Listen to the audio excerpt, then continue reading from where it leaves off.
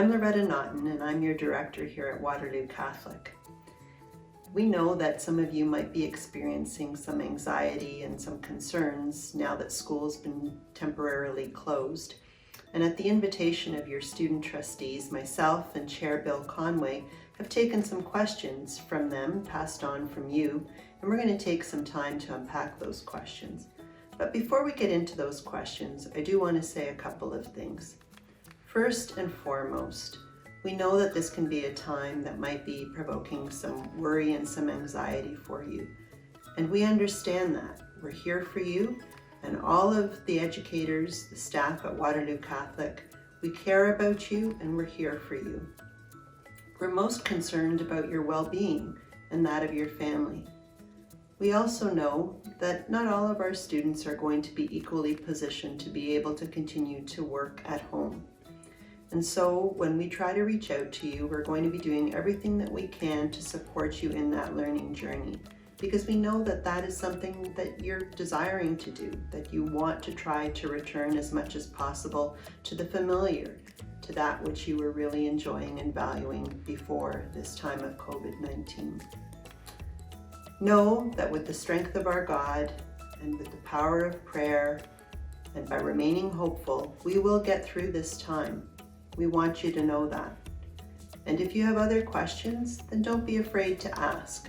We'd like to provide the answers, and we want to provide you whatever comfort that we can. So hang in there. Let's dive into these questions. Let's see if we can give you a little more clarity, and then I'll come back again at the end. So the first question is about what will happen with exams. And we understand that for our secondary students, this can be a really significant concern.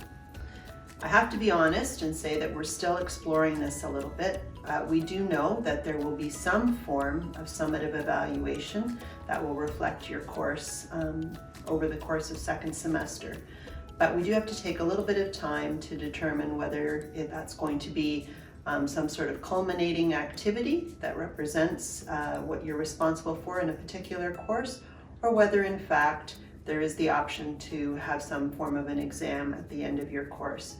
What we do know is that we don't want any student disadvantaged because of the current situation and the inability to experience face-to-face education.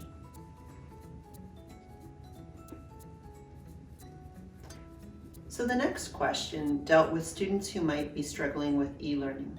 So I guess the first thing I want to do is make a little bit of a distinction in language. What we are currently doing, we tend to refer to as distance learning, because unless you were previously enrolled in an e-learning course, you're probably not doing full e-learning right now. We do realize that most of your lessons are being delivered in most cases virtually, and that you're clearly distant from your teacher. If you are struggling with that, and we understand why that might be the case, again, we want you to know that we are here for you. You should probably reach out to your teacher and maybe try to indicate what it is that's giving you difficulty, whether that's in your inability to get your work done, to have access to a device.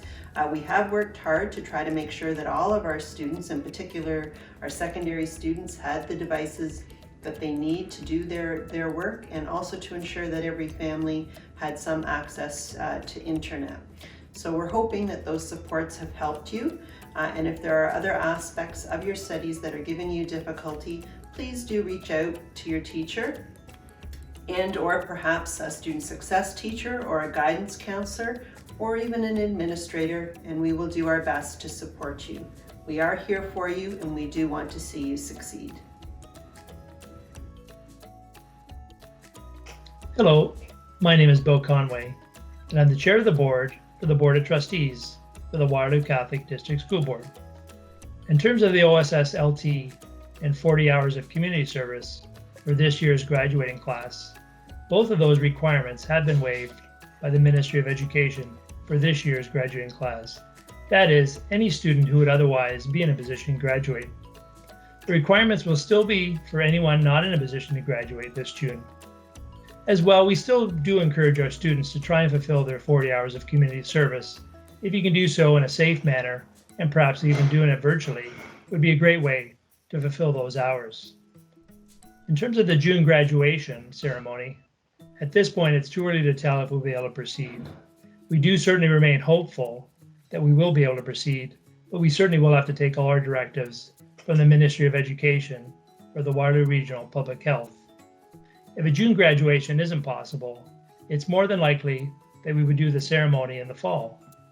However, your graduation does take place in June regardless. If as a student you weren't able to attend the rescheduled ceremony, we would certainly find alternatives for you to pick up your diploma. Either mail it to you, or you could perhaps pick it up at the school. In terms of extending the school year into the summer months, at this point there's been no indication from the Minister of Education as that it being an idea to extend it into the summer. It is not currently our expectation, but if that prospect were to be raised, we would certainly inform all our students and all their families as soon as we knew. Thank you very much. Hope you keep safe and keep well. Thank you. Our next question has to deal with assessment. So I suppose the first thing that I ought to do is make a bit of a distinction between elementary and secondary. For our elementary students, they will be experiencing formative assessment, or another word for that is feedback. So as they submit activities and work to their teachers, they will receive descriptive feedback as to how they are progressing against their learning goals. In terms of secondary, most students will not have had an opportunity to submit that much work up until March 13th. However, the work completed up until March 13th will largely inform their final grade. Having said that, there is lots of time for additional learning to happen, and that learning can help to inform your mark to improve it, and certainly will be useful to you in terms of any post-secondary plans that you might have. So your teachers will be giving you additional assignments and activities to complete, and those assessments will contribute towards improving your final grades.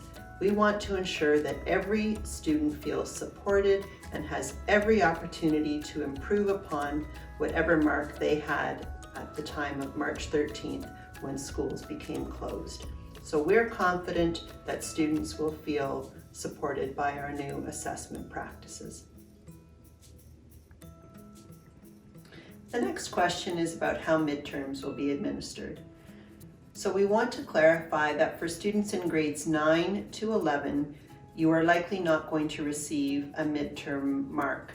You may have received an assignment from your teacher and where you're intended to get a mark back, where you will get a formal assessment, but it is only our grade 12 students that are currently working towards a midterm mark, or more specifically, those students who are candidates to graduate this year and who are looking at their post-secondary plans. We will have a midterm mark. You won't have a report card, but you will have a midterm mark. That midterm mark will be determined by looking at the work that was formally assessed from the beginning of the semester, the beginning of February, to March 13th. There's also the opportunity to perhaps revisit some of that work if it wasn't as strong as perhaps it could have been. And that would be something that would be approached or negotiated with your teacher. For our midterm marks, they are due on April 28th for our, again, grade 12 or graduating students. And that will be informed again from your work from the beginning of the semester to March 13th, as well as one additional assessment that will come since we began back on April 6th to April 28th. And we hope that that will serve our students well as they prepare for their midterm assessments this particular term. The next question that came from our students is about teachers who might be, in a student's estimation, assigning an excessive amount of work. So teachers and students are being guided by what the ministry has provided us. And in secondary schools, they have told us that an appropriate amount of work is approximately 3 hours per week per course. So it would be our hope that that is on average what a student is receiving from their teacher. Then of course, there is the opportunity to receive optional work, and that might come through your teacher, or that might be something that you access on your own through our front-facing web page, where we have posted some additional resources and assignments that might be possible for a student to explore. If you are really feeling that the work that's being assigned exceeds that and is proving difficult for you to do, then again, we would encourage you to be in touch with your teacher.